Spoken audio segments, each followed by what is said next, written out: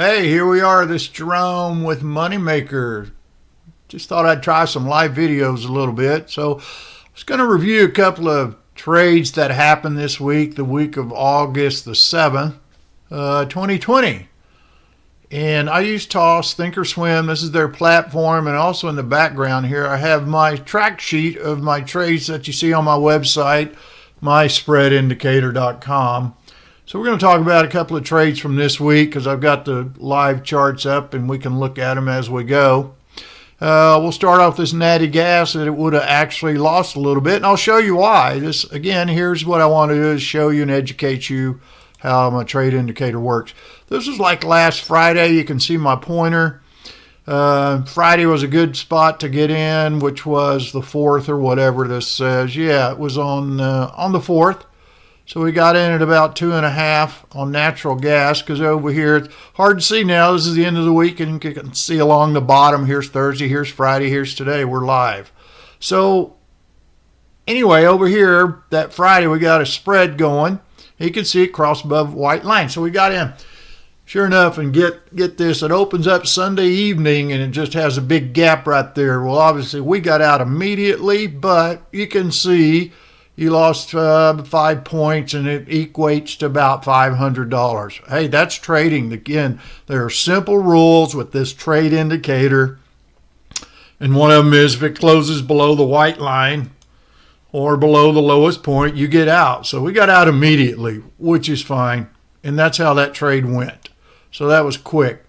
The next trade here, which was wheat, this week. We had two good trades. As you can see, wheat and 30-year bonds, they turned out very well. So let's review the wheat. Started on Monday, December 7th. And let me get my chart over there. We'll look at wheat. Oh, let me find it. It's over here somewhere. There we go. You can see here's Monday down at the bottom. There's Monday. Here's the wheat. Here's the chart up here. The symbol ZW, and then here's the time frame 1 hour chart. These lines, vertical lines here, are the days of the week.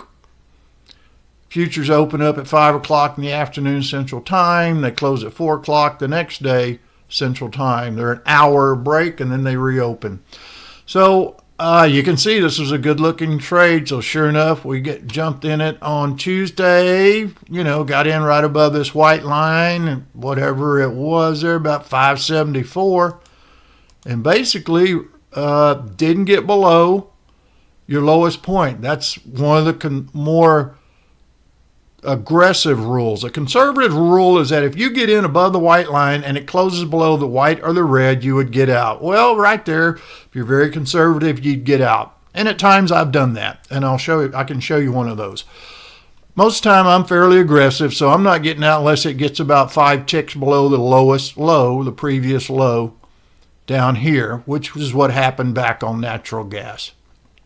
So anyway, on this one, you get in around 574, you let this thing go, and sure enough, it runs and runs and runs. And we got all the way up to, we could have got out initially at this tan line. This white line here is a trend line I had drawn earlier. But I'm going to show you what I did when you look, the 1 hour is an entry point. So I'm in at the 1 hour. Then we're going to go up here and flip to the 4 hour. The higher the time frame you have, the stronger the signal. So I'm going to go to the 4 hour. I usually use the 15-day. When I saw this, here's Tuesday, and that's still not bad. It had gotten in, you'd still be above the white line. But when we got in on Tuesday, as this turned up, I went, boy, that aqua line looks really good. Now, this went a lot higher than I anticipated. This is Friday. This is today. But I said, that's good, and that's where we got out. So you can use your lower time frames for entry is the point, and then look at your higher time frames for a possible target. And I'll go back, and one more thing is that here again, look at the indicator. It was kind of spreading, but the big key was these red and green lines never crossed. It stayed like that. So that was the trend that was going up. When I saw that on Wednesday, because we got in Tuesday, and I saw this going on Wednesday, I said, well, we're going to shoot for the aqua line. Sure enough, it worked out well. Hit the aqua line on Thursday. So 2 days, good trade. I'll go back to the amount. But again, the point is you always use the lower time frame for an entry, and then you check your higher time frames to see if it'll ride that wave, as you say, it'll go higher. And sure enough, this worked out beautifully. So that's great. It was a good trade. It worked out. It doesn't work out that way all the time. You just always want to check your higher time frames for exits. And again, using that 4 hour, we got out at $5.99. It was a nice $1,000 trade. Grains like wheat and soybean, they don't trade as big as dollars per tick, if you will, like bonds and gold and silver and that. But grains are good to trade. They have big accounts. They have very small accounts, micro accounts. You can make a grain trade for $300 or $400 in your account. That's all you need. So anyway, let's review the last trade, which was a one-day trade. This is beautiful. 30-year bonds, they trade for $31 a tick. Got to be a little ballsy to trade that stuff. But they have a 10-year bond and a 5-year bond that you can trade. They move the same way. But again, they're almost like a mini and a micro account. A 5-year bond, you can trade with I think it's about $800 in your account. It trades for like $8 a tick. No, it's not 31, but the theory of it is the same, whether it's a large account or small account. So let's take a quick look at this 30-year bonds and see how well that worked out. One day, $2,000 profit. Who's going to complain about that? I know I'm not. I don't think you would either. And these are all with one standard contract, just like I talk about all the time. Well, I've got some other stuff on here, and I'll explain that. But here was the 30-year bond. And I got to check the dates. I always forget the 7th and the 8th. That's right. Which was Monday and Tuesday. So, yep, here again, you kind of had the spread here. The Monday, it got above the white line right in there on early Monday, and it went up to the aqua line. Okay? So that was a good trade. That was the next day. I mean, here's Monday, you get in, here's Tuesday, and you hit that aqua line. Now, again, this is Friday. You don't have to ignore that, but that wasn't the target. At the time, that was the target, and look at there, beautifully hit before it went back down. So here again, the indicator starts rolling over, and the red line gets under the green line. That's definitely time. That's another rule. That's definitely a time to get out, okay? So that was a nice trade. Went up to the aqua line one day, got in 5 at 171, 173 was the exit, and that was a nice $2,000 profit in one day. So again, exciting. Just shows you how consistent the indicator is. Nothing's perfect. There is no holy grail. Natural gas will show you that, and there's always losers. But look at these trades so far this month. One day, silver's awesome. Takes a lot of money to trade silver on a full account. But look at that profit in silver in one day, $9,000. Look at gold, $5,000 in a day. The silvers pop. I mean, the metals, silver, gold, copper, they all pop the first couple of days of the month. You can see I've got some grains in here with soybean bonds. And the reason why I want to stay on that just for a second, it's when you have these groups, genres, if you will, if the metals are popping, usually they're all popping. If the bonds are popping, usually they're all popping. Same thing with the grains, oil, natural gas, that's oil, crude.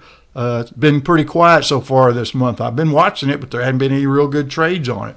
So that's what you look for. That's what I'm always looking for every day.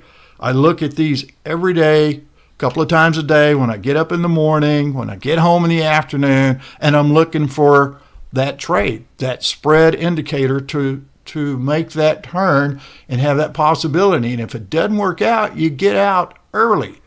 Small losses, big gains. That's the key to trading. But anyway, I wanted to kind of review this week with you real quick. Be sure to go to the website, myspreadindicator.com, and get you this information. You can become a member. I can teach you how to trade. I'll give you these alerts. You can become a member for like $99 a month to start with. I'll give you the alerts. You can buy the indicator, and I'll give you all the spreadsheets and work with you one-on-one on how to trade exactly how I do it every day. And believe me, it doesn't take a long time to sit here and do it. All these platforms from these brokers, you can do a set and forget mentality, and you walk away. You have to. You can't sit in front of the computers all the time. Most of us have real jobs that we work all day, so it's something you can check in a few times a day. But you can set these trades up to where I want to trade here, and if I'm losing, I want out here, and if I'm winning, I want out here. You can do that with any brokerage you use. I use TD Ameritrade.